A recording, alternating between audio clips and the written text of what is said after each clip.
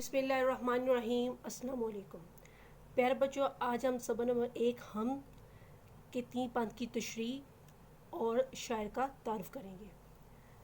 ہم ایسی نظم جس میں اللہ تعالیٰ کی تعریف بیان کی جائے اسے ہم کہتے ہیں۔ تدریسی مقاصد، ہم کا مفہوم جان سکے، اللہ تعالیٰ کی عطا کی گئی نعمتوں کو جان سکے، ترنم سے حمد خوانی کر سکے، نئے الفاظ سیکھ سکے۔ شاعر کا تعارف، حفیظ الرحمان غازی۔ آپ کا اصل نام حفیظ تھا اور غازی تخلص تھا۔ آپ 10 جنوری 1922 کو انڈیا میرٹھ میں پیدا ہوئے۔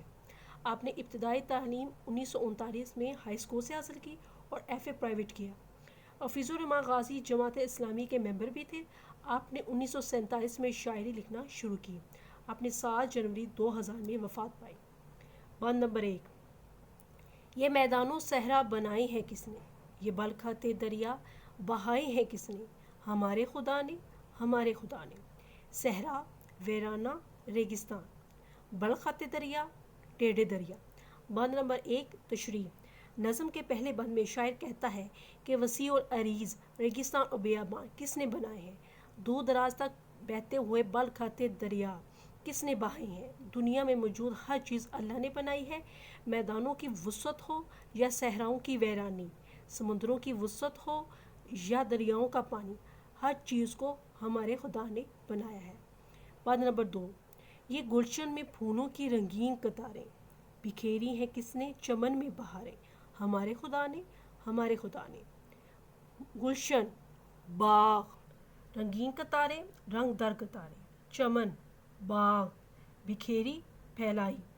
بند نمبر 2، تشریح۔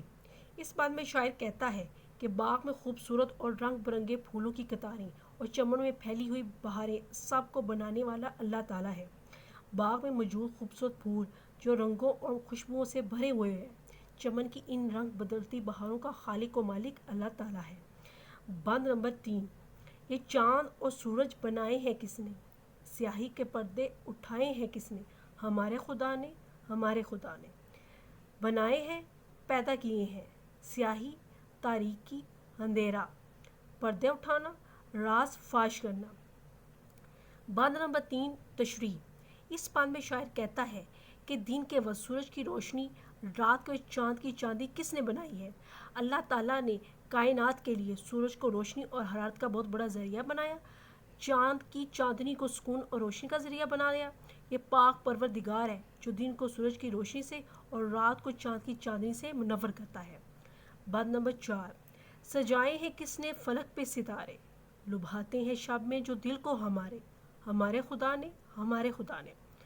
سجائے، سنوارے، فلک، آسمان، لبھانا، مائل کرنا، دل کو خوش کرنا، شب، رات۔